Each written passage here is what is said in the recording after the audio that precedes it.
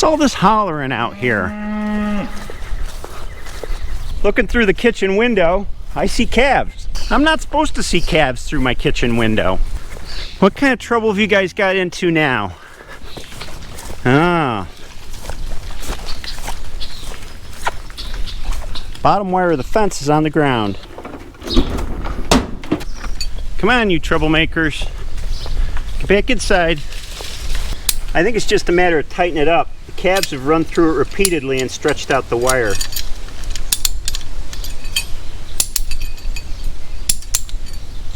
Actually, I'm wrong about that. They tore this corner insulator off. It's got to go back on the post.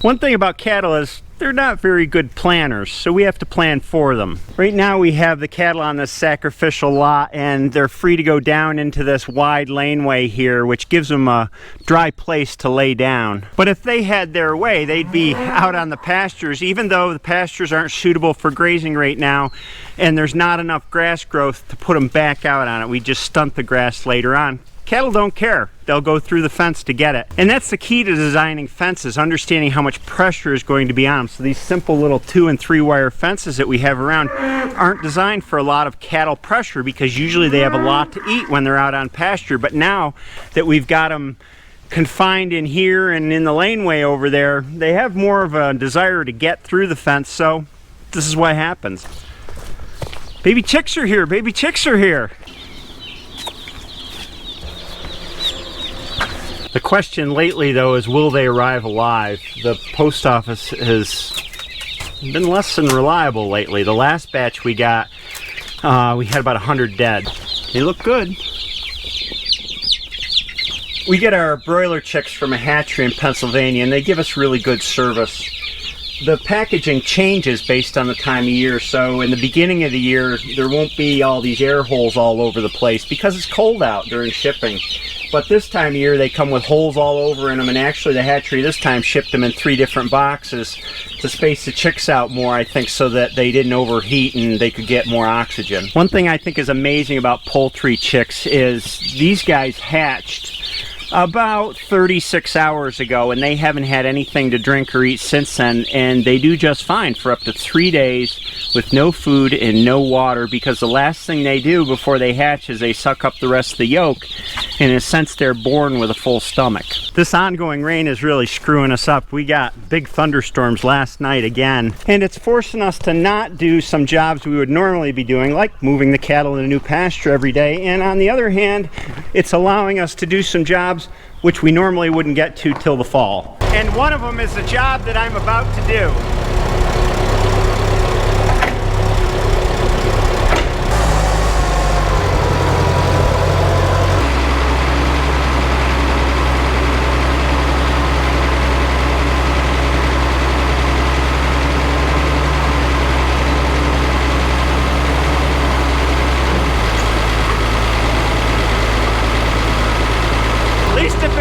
I've got some cover on this tractor. This pile of stone's been driving me nuts. It's in the way of everything, so it's gonna go.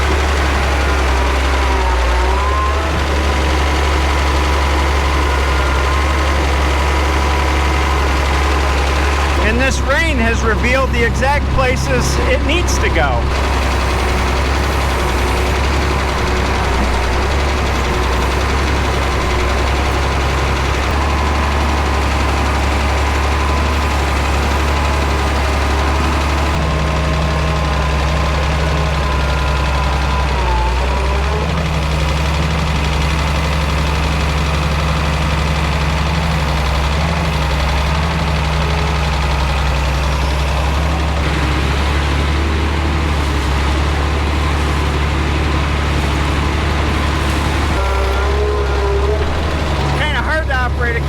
Bucket loader at the same time.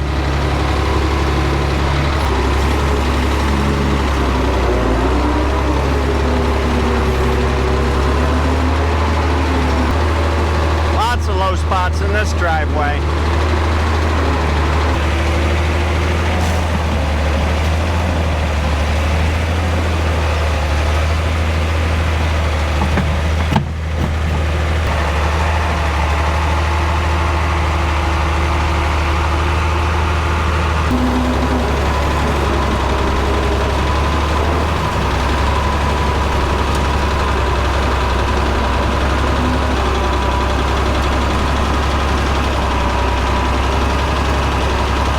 A little bit here and a little bit here.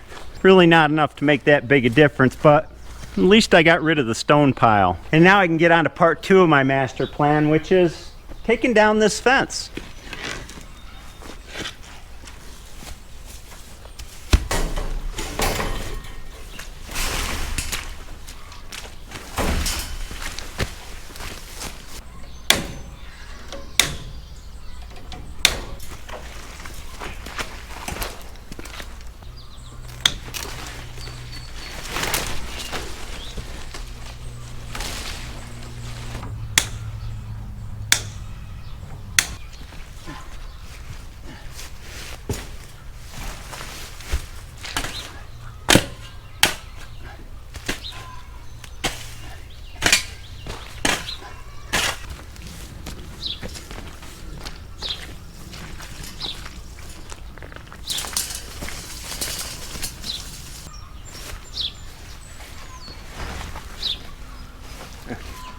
Here's our Christmas tree from last winter.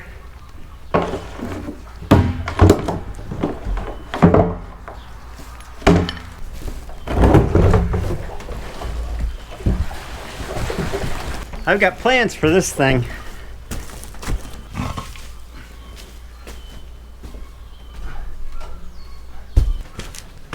Oh, this is like concrete.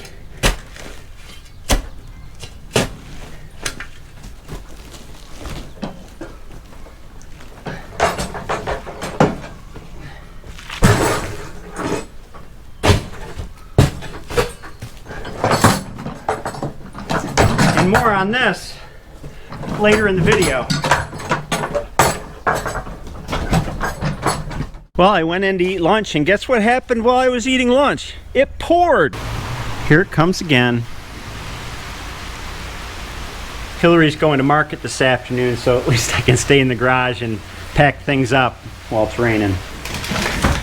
Market goes on, rain or shine, even the outdoor markets. And holidays don't matter either. Market here runs 50 weeks a year, with just a break around Christmas and New Year's. And market's not something we miss either. Very seldom do we miss it, because it's not like calling in sick to work where you still get your paycheck and you have your allotted sick days. If we don't get to market, we don't make the money. And it's not like you're going to make up that money at the next market. People buy their groceries on a weekly basis.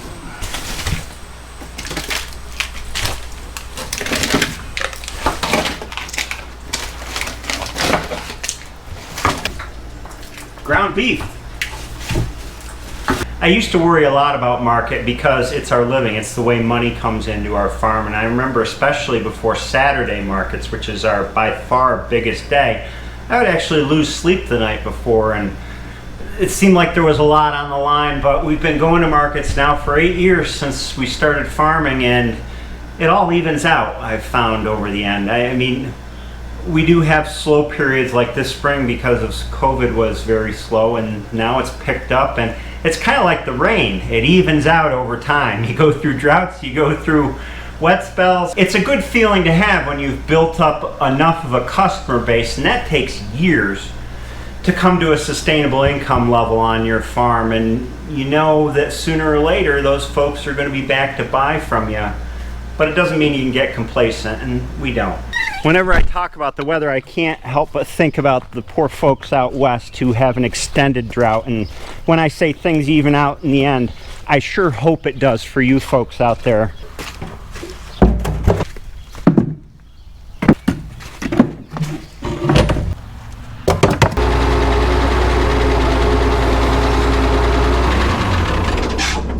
Hey, what are you doing, little pigs? Looks like they're starting to run. I don't know. I'm going to set up this nipple drinker for the little pigs in here. And I think I'll tie it to this tree. That ain't going anywhere. Still going to need another post though, or maybe two. Look at these guys, you're peeking at me from around the corner. What's he up to?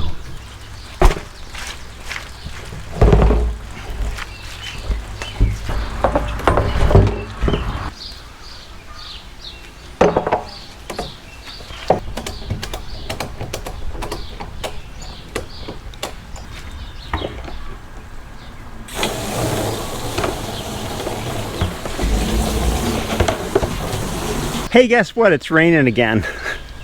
It's nice to have a continuous supply of water for the piglets, so whenever they're thirsty, they can come around and just drink out of the nipples here on this side. Pigs tend to step in their water and get it all muddy and manure-y, and this ensures that it stays clean. As for feeding the pigs, well, I'm kind of changing my mind about the best way to do it. You've seen me use a continuous feeder in the barn in the winter, and I always thought that was the way to go, especially for winter pigs.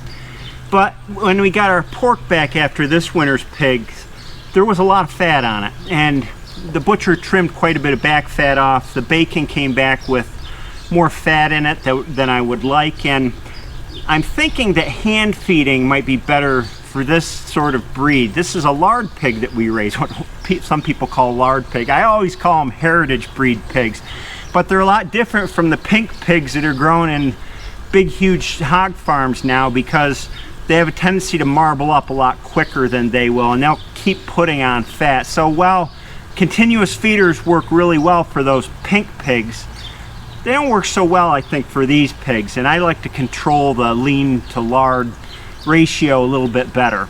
In hand feeding is the way to control that feed intake. In other words, bringing out a bucket and filling their dishes twice a day. I have a good feel for how much they'll eat, and I know when to stretch it a little bit to keep them leaner by looking at them. So that's what I'm doing for this batch of pigs. Do you guys want to give us a tour of your new home?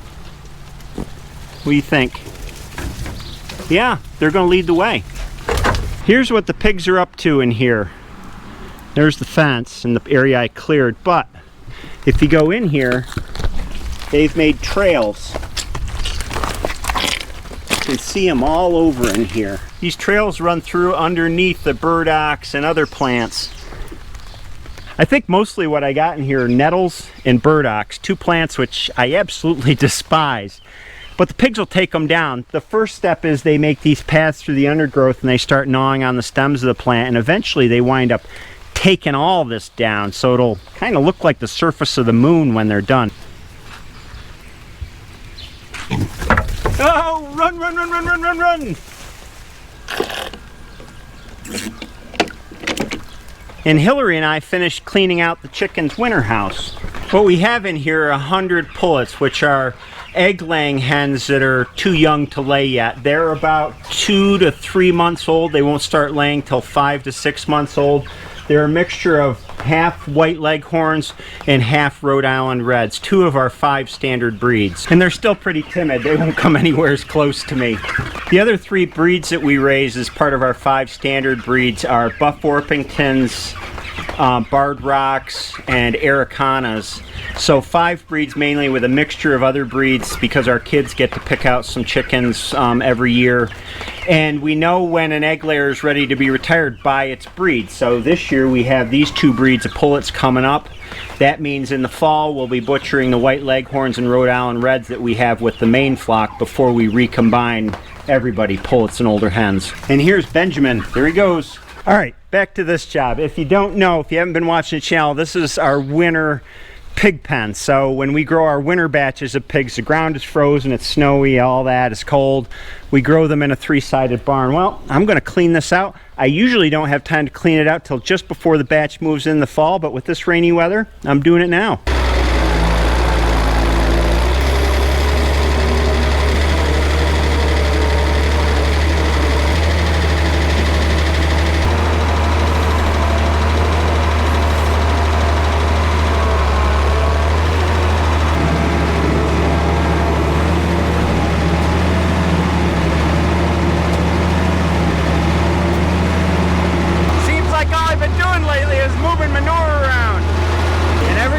So